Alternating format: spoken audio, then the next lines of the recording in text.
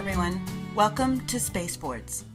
In this video, we will be going over how you can create great learning content in the form of digital workbooks using our Microsoft Word template. These workbooks can be developed on any subject in any language all over the world. It's up to teacher-author teams like you to develop these high-quality, very much needed workbooks for children and students all over the world. To get started creating, your team needs to have or have access to computers, of course, have the Microsoft Word program, and you need to download from the Neolithics Spaceboards website our teacher author guides and the templates. Hopefully, you have already read over at least one of the guides and have looked at a template. Let's get started. First, we'll go over the difference between skill packets and learning modules. Basically, pre-K and kindergarten skill packets focus on the basics, visual motor integration, directionality, matching words and pictures, writing alpha and numeric characters, drawing and recognizing geometric shapes, word families, onset rhyme, and so forth. These are skills-based, so parents or tutors need to evaluate work in progress. Skill packets were originally developed for pre-K and kindergarten and for remedial use by older kids, but because there are other applications that work better free-form, such as special needs, special education, and other non-remedial applications, such as those involving a story or a long reading exercise, the skill packets using the question and answer pages can be used to create content for kids of any age. Question and answer pages on these skill packets are labeled with a green question icon and a red answer icon provided to you with the templates. The rest of the pages in the skill packets are essentially free-form. Free-form pages may consist of teaching pages, practice pages, story pages, game pages, and so on. The learning modules are for content for kids age pre-K through middle school. We now have learning objectives added for 7th and 8th grade. Today we offer math, science, language arts, and social studies. Learning modules feature the learning methodology of teaching, practice, question, and answer pages in that particular order, with a game page added every once in a while to give the student a break from the lesson and to reinforce the lesson in a fun way. Teaching pages introduce the material of the current topic. The child isn't just reading, they are tracing, underlining, circling, and interacting with the content using the stylus. Key words should always be dotted to encourage tracing. This supports the student handwriting the words at least once correctly instead of just copying it incorrectly. Traceable letters are used up to 5th or 6th grade, but we use a different approach with older kids due to some resistance of tracing words. Basically, we just have them write the word free-form instead of tracing.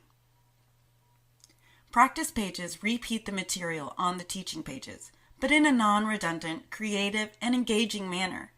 Prompts are used here to get the student to practice writing key words and points again. Next are question and answer pages. The question and answer pages provide a self-assessment feature whereby every single question page is followed immediately with an answer that shows the correct answer next to the handwritten one from the student. That way, they check their own work as they go. They can back up and repeat the exercise guilt-free and self-paced until they nail it.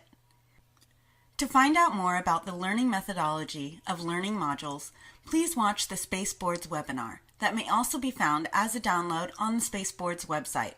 As you can see, learning modules are more structured, and skill packets are more free-form. Let's move on to using the templates. After you have downloaded the templates from the Spaceboards website, open them in Microsoft Word. I will be using Microsoft Word for Mac 2008. I'll try to describe instructions in such a way that you should be able to follow with most other versions of Word on PC or on Mac. Here I have opened all 3 templates. Here is the skill packet template. You can see that the sizing on the Creative Ruled Line page is large lines. Here is the template for 1st through 2nd grade. You can see that the ruled lines on these creative pages are medium-sized. Here is the template for 3rd through 8th grade.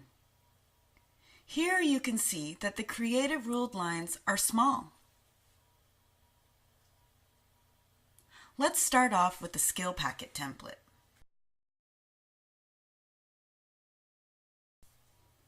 Let's make this the full size of the screen. Before we go into more detail on each type of template, let's go over the 5 main key tips to being able to use these templates easily and efficiently. First, always have your lessons planned out ahead of time, but also keep the lesson plan loose enough that you can change it along with the editing in the Word program. Second, prepare your toolbars. Go to the menu, go to the View menu, go to Toolbars, and make sure you have Standard, Formatting, Tables and Borders, and Drawing toolbars selected. This will help you greatly while creating and editing your lessons. Third, know your zooms. To change your zoom, go to the menu, go to View, and go to Zoom. Here I can choose how to view the pages in my document. Viewing 4 at a time like this enables you to get a good general view of your entire lesson by scrolling through it.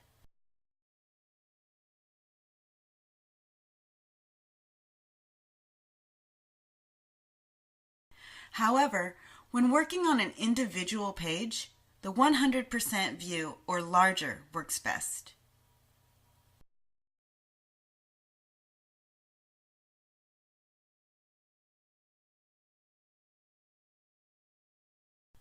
Fourth, view your non-printing characters. These are characters that show your formatting but do not show up in your final copy. In my Microsoft Word version, I go to Menu, then Word, then Preferences, then View, and go under View, and then under Non-Printing Characters, I choose All. Press OK. As you can see, this brings blue characters all over my document. These do not show up when printing and will not show up on any final copy. We'll go into more detail later why these are so important. If you are using a different version of Microsoft Word and would like to view these non-printing characters, go to Help, type in non-printing characters, and your help bar should be able to help you find how and where to view these non-printing characters. Fifth, know how and when to use text boxes on your template. To insert a text box, go to Insert, go to Text Box. You'll see that your mouse arrow turns to a plus sign. Click your mouse button to drag and drop this, and create a text box whatever size you need. You can type anything you need in here.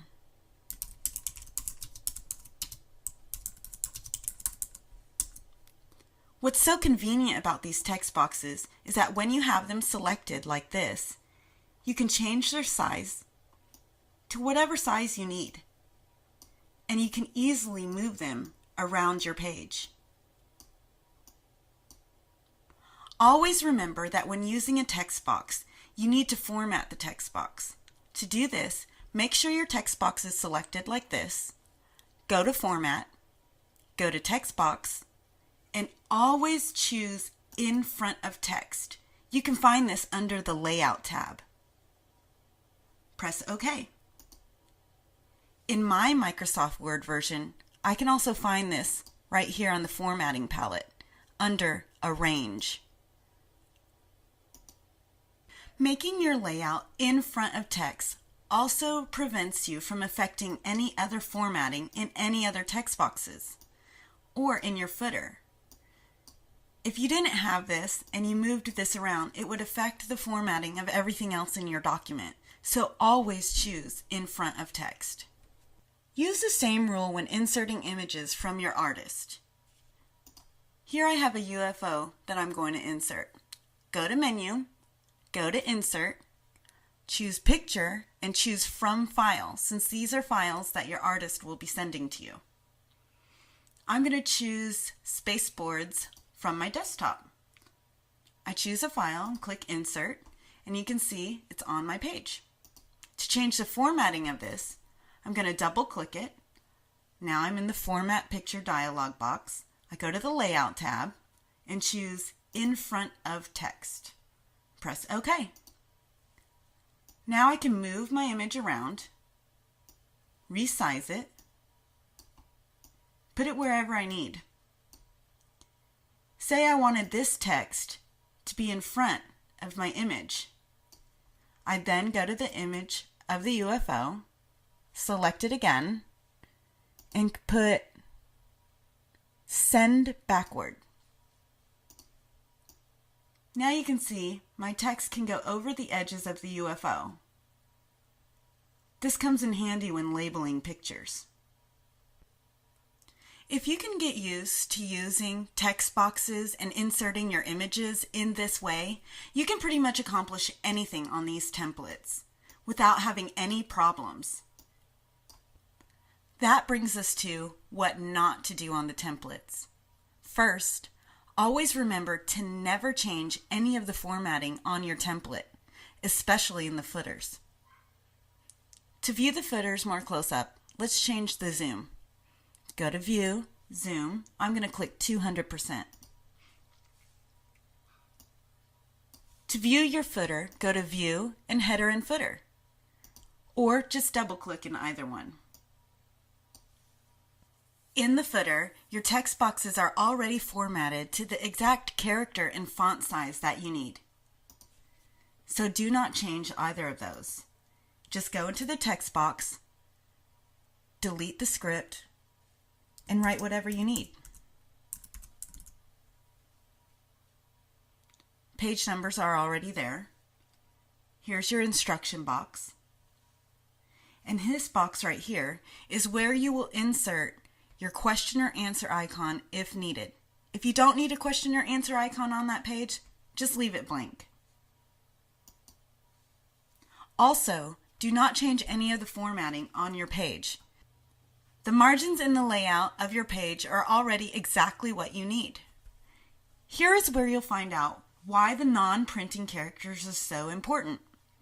After you have erased the beginning text on each of your pages, you'll see that when you type directly on the page instead of using a text box, it moves the section break down. I'm pressing the Enter key right now. But when you move the section break down, it moves everything else with it. If you move it down far enough, past the page line, it creates another page number 1. This second page will be a carbon copy of the first page, and you'll be unable to format or change anything on it without changing the previous page along with it. Let's view this a little bit differently so you can see exactly what I'm talking about. Here you can see there's 2 page number 1s, and anything that you type in the footer will be the same on both, and you'll be unable to change the page number back to what it's supposed to be. To fix the issue of adding an extra page to your document, simply just back up. I'm going to go to where I pressed Enter and press Delete. This moves the section break back onto the previous page. Now I have the correct page numbers and the correct formatting on each of my pages. If you can avoid moving these section breaks past the end of a page, you should not have any formatting issues at all. That's why viewing your non-printing characters is so important. So you can watch your pages, make sure you don't add any extra, and if you do add any extra, you can easily go back and fix it. That's also why it's so important to know when to use your text boxes and how to insert your images correctly. The last thing that you definitely do not want to do when editing your templates is do not change the last 2 pages. These are intentionally left blank for creative use by the students. Here's a quick overview of the 5 main things you can do to create successful lessons using the templates. First, have your lessons planned out ahead of time. Second, prepare your toolbars. Third, know how to use the Zoom tool to view your pages. Fourth, turn the view of your non-printing characters on. Fifth, know how and when to use text boxes and always choose in front of text when inserting text boxes and images. Remember, do not change any of the formatting on the templates. Do not move section breaks onto the next page, thus creating extra pages. And do not change the bonus pages. Let's get back to using the skill packet templates. Remember, skill packets are more free form. This allows for you to have plenty of story pages, several teaching pages, maybe a few more practice pages before you get to a question and answer page. And that's just if you even want to put the question and answer pages into your skill packets. If you do, you'll need to know how to copy exactly what's on your question page to what's on your answer page. This also goes for learning modules. First, let's make one more text box just so we can see better how to copy everything.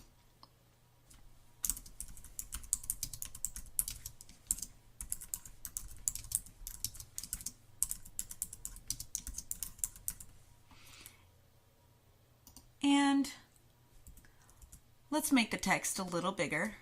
Oops, let me fix that real quick. Let's make the text bigger so we can see it better. And remember, you can always go in and change the size of your text box and the placement. Let's put that right there.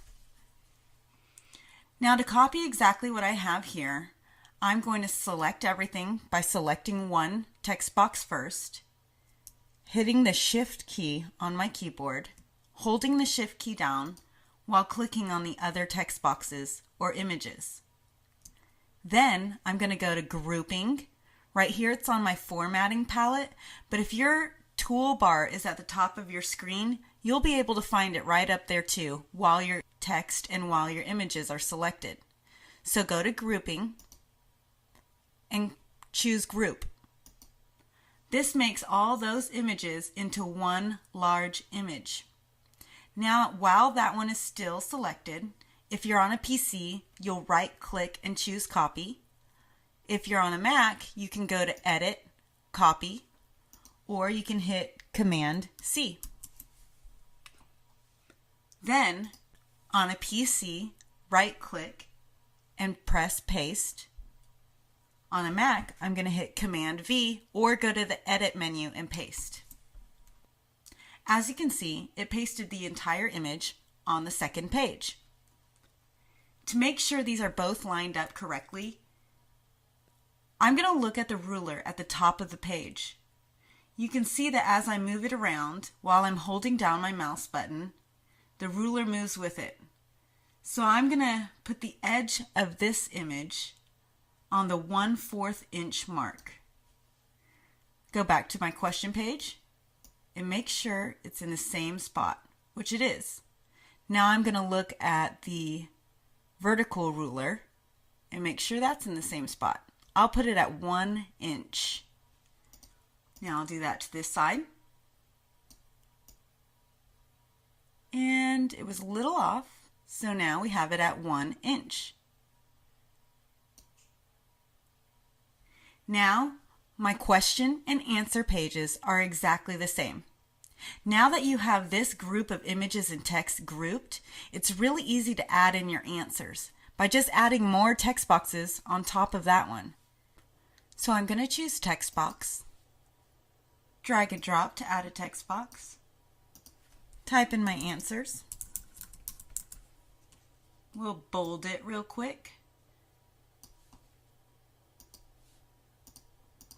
And then make sure the balls are around your text box so you can move it to wherever you need.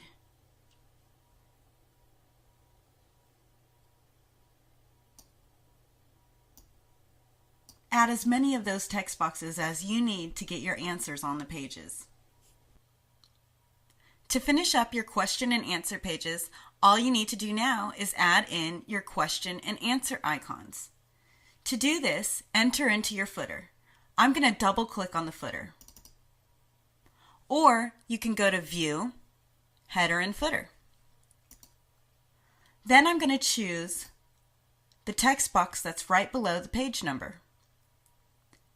While that is selected, with the balls on each corner, I'm going to go to Insert, Picture, and choose From File.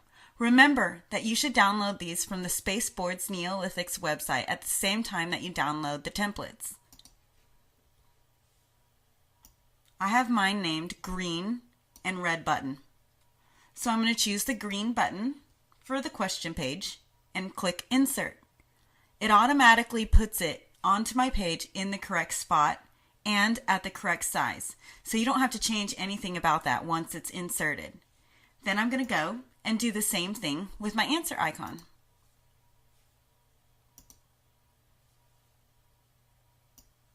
And this one's labeled red.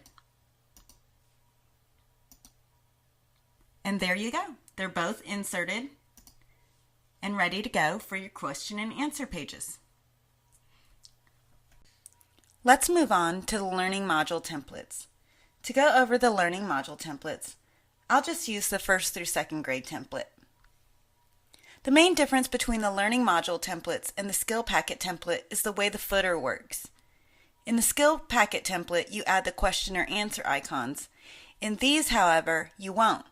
Instead, you just change your page number to T for teaching, P for practice, Q for question, or A for answer, or G for game page. Here I've added a T for teaching. Use the other text boxes in the footer the same way you do on the skill packet. The font is already the correct size and the character is already correct as well. So just delete what's already there and put in the description of your lesson or topic here. And then in the instructions, do the same. Since the main difference between the skill packets and the learning modules is how you format pages and footers, and we have already covered that, let's just go over a few basic tricks to creating extra great looking lessons. Let's start off with making a table. To make a table on your game page, first go to Table, then go to Insert, and then go to Table. I'm going to make a table that's 12 columns by 12 rows.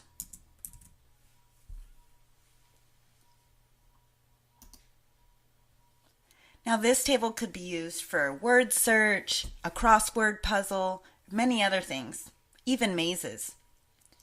So I'm going to press my caps lock button to make a word search, and I'm going to start going into different boxes and adding in words, one letter at a time.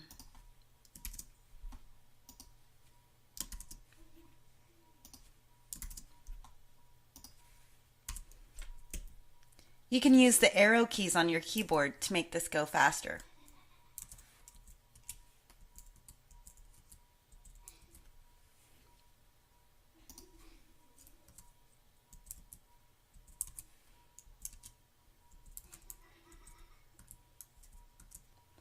As you can see, I could add a whole lot more words than just this. But for now, I'm going to start filling in the rest of the squares with random letters.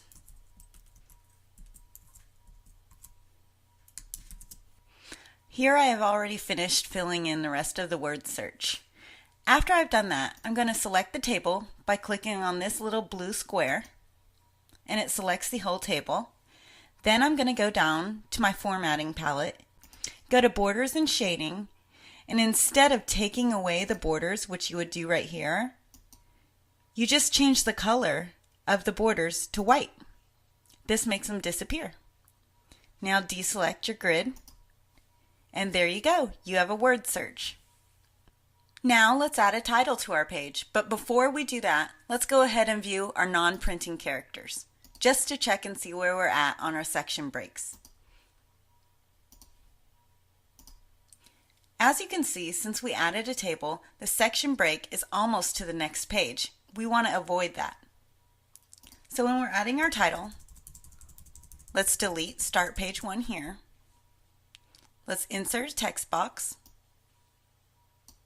Let's make sure to double click it and select Arrange and do In Front of Text. And then let's type in the title, Word Search.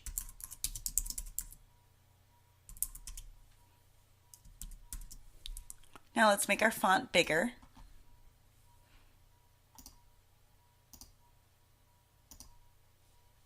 And we can center it as well.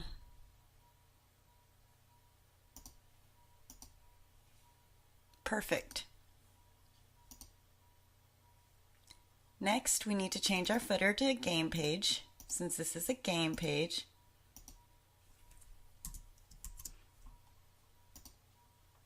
And we'll also need to add in a word bank. To add a word bank, we're going to use a text box again. First, we're going to draw a small one on our page and then format it immediately. We'll go to Arrange, In Front of Text. After you have formatted it, you can move it up on your page. If you don't format it first, it will create another page because your section break is so low. Now we'll type in the text box our words.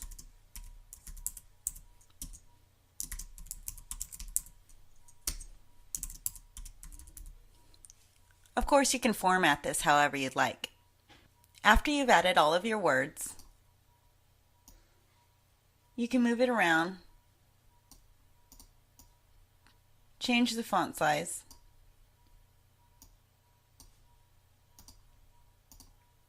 whatever you need to make it how you like it.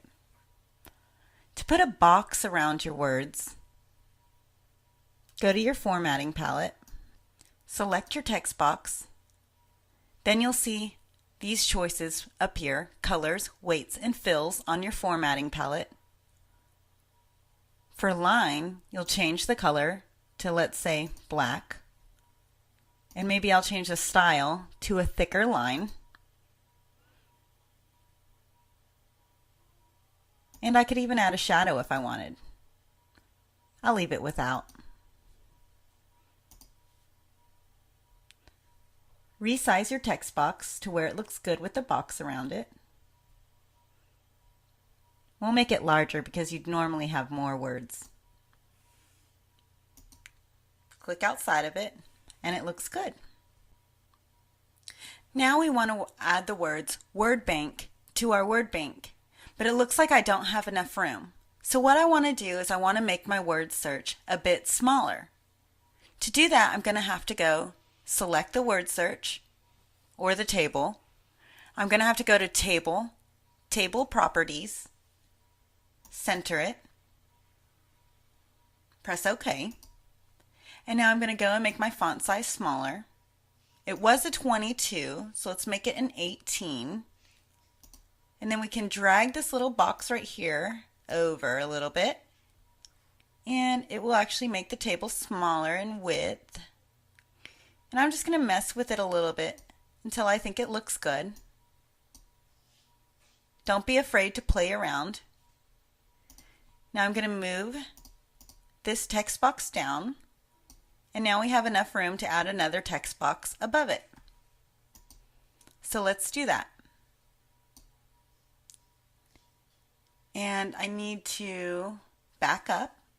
I'm going to go to Edit and go to Undo Insert Text Box. I'm not going to insert it over the section break this time. I'm going to insert it right here. Immediately change the formatting.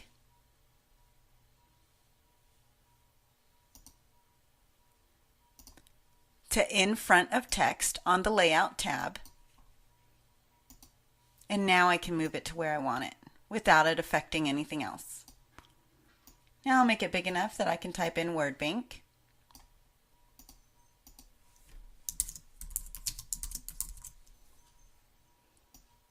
I'll bold my text, make it a little larger, and then I'll move my text box to where I think it looks good. Now, of course, this is just a basic tutorial. You can change your fonts. You can make this all look better. Don't be afraid to play with options in all your different menus. You can create very good lessons, very decorative and unique, if you just learn to mess around with all the tools and options. My favorite toolbar in the Microsoft Word program is the drawing toolbar. On here you can add diagonal lines, lines with arrows, curvy lines, squiggly lines. You can also add shapes, squares, triangles, circles, signs, happy faces, arrows, flowcharts, stars and banners, and callouts. Let's start with something simple and start with a star. You just choose a star, drag and drop, and there you go, you have a star. If you hold down the Shift key, it'll automatically make your star symmetrical. You can also use that for circles and squares. Now it's automatically added a shadow, so I'm going to go to my formatting palette and take that shadow away. You can leave it though if you like. Then I'm going to go to colors, weights, and fills. I'm going to change my color. Oh, and this is the color of my line around the star, and I'm going to change it to a medium gray. Then I'm going to change my color of the fill to a lighter gray. And I can change the size. Oops. Hold down Shift. I guess I don't want to go too big because it will create another page. So let's go ahead and click on that again and go to Arrange and go in front of text. Now it won't create that scary other page again. Now I can move it anywhere I'd like. You can even make it really big. Go to Arrange, put behind text, and now it's behind your word search. I actually like it a little bit better to the side. So I'm going to edit, undo, make it smaller again, and put it where I like it. You can also insert JPEG images from your artist around your word search that go in line with your lesson plan. You can use other shapes to decorate your word search, and you can do this on any page. You can really get creative here. This is where the fun part is. Let's quickly go over some of the other tools on the drawing toolbar. Here's the line tool. It brings up the plus sign again, so just drag and drop your line. You can use this for fill in the blanks, word riddles, whatever you need. A diagonal line, anything. Just make it the size and angle that you'd like, and then you can change the color of your line. You can take away or leave the shadow there. You can make it dashed or dotted. You can make it thicker. You can make it different dashes. Yay, it's fun. And always arrange it to be in front of text. And you can always change it later because it works just like a text box. Let's make another one, but let's add an arrow. Let's take away that shadow again. Change the color. Change the style to really thick. We can even make these dotted or dashed. These will definitely come in handy in your lessons. Let's add a few more shapes just so you can see all the different stuff that Word can do. Here I'm going to add a rectangle. If I want to make it a square, I'm just going to hit the Shift key on my keyboard. And there you go, a square. Of course, we'll format that. I would put in front of text, but I think I'm going to put behind text this time to put it behind that arrow, which is fine as long as you format it to one of those. Next, I'll change the color to a light gray. This is a 10% gray. That was the color of the line. And let's change the fill color to the same 10% gray. And we'll move it behind all the lines. Let's take away that shadow. Let's also add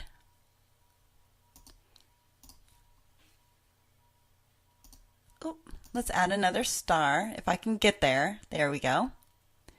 And let's get a 32-point star. And another one you just drag and drop. You can also change the transparency. So say this is on top of the dotted line. I can mess with the transparency here. Let's go 50%. Let's change the color. Actually, let's go to no fill. So now we're just going to have the outline. And we'll change that to a dark gray. So I guess that transparency didn't really matter. But if you'd like to see the transparency, we'll go to a dark gray. And you can see the line through it. Pretty cool. So you can actually achieve a lot of really different looks using the Word program. You just have to be brave enough to go play with all the different options.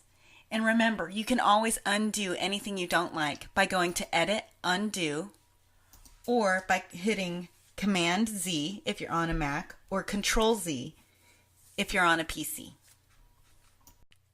Hopefully this video has given you a good general overview of the Spaceboard skill packets, learning modules, and how to use the templates. Remember, don't be afraid to get creative and try new tools in the Word program. You can always undo anything you don't like. Also, look to your team members for support. If there is something that the team cannot figure out together, we will always be there to help. Also, utilize other resources available to you, like the help bar or the help menu, Google, Microsoft.com, Office.com, and YouTube. You'd be surprised how many answers you can find there. More tutorials will also be available soon to be sent directly to you as a tutorial kit for several different versions of Microsoft Word. We look forward to seeing your new additions to Spaceboards.